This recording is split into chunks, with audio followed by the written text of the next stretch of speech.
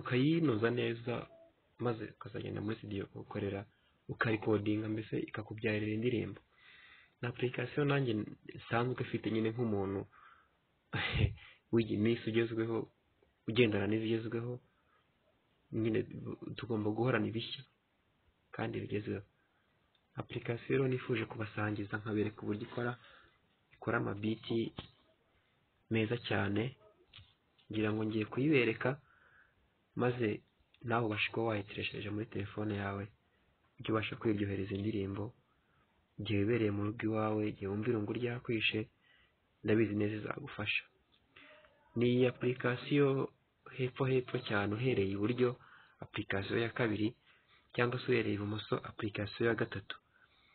Niyo ngiye kuba nakwereka uburyo ikora, nawe ukabasha kuba wayitunga muri telefone yawe. Kora subscribe kuri iyi channel yanjye, maze tujye tubana buri munsi ku ijambo ry'Imana nkugezaho. Application rero reka tuyinjiremo turebe uburyo ikora, maze twiryohereze umunsi nk'uko bisanzwe. Ntimubizi se? Ngira ngo application twayinjiyemo tayari, ngiye kubereka uburyo application ikora, ngire ngo mabona ko twayinjiyemo. Utuntu twose muri kubona ni uturi bumfashe gukora iyo beat nshaka gukora. Ngira ngo reka ntangire mwumve uburyo bimeze.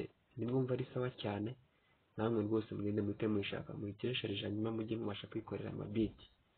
Reka dutangire twumve uburyo ikora.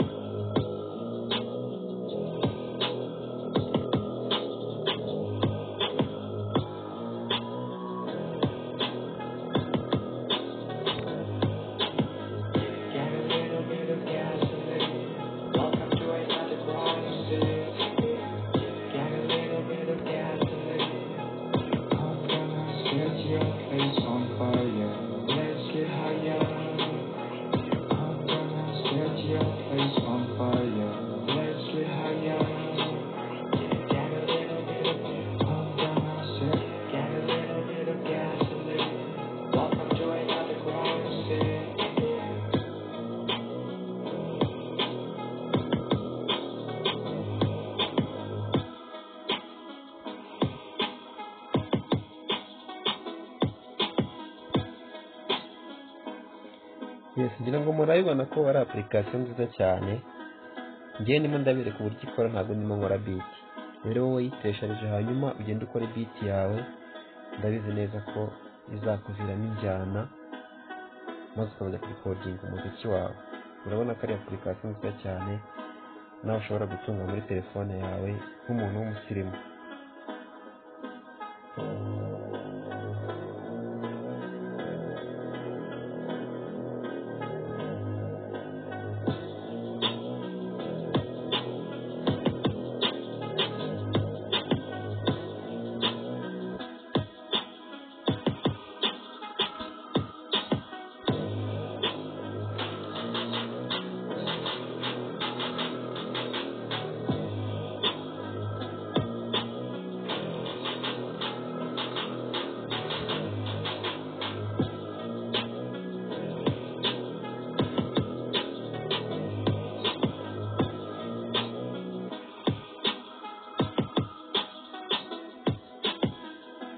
Nibutse ko utu tuntu twose uri kubona ni utuntu tugufasha gukora beat. Impamvu uri kubona ndimo nkoresha dukeya nuko ari two nahisemo. Rero wowe ushobora kudukoresha twose bitewe na beat ushaka gukora.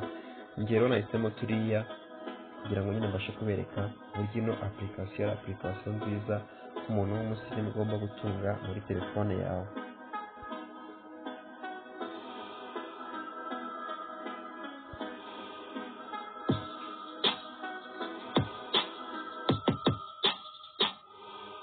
ndabashimira ko mwabanye nanjye rero, mukomeze mugire ibihe byiza.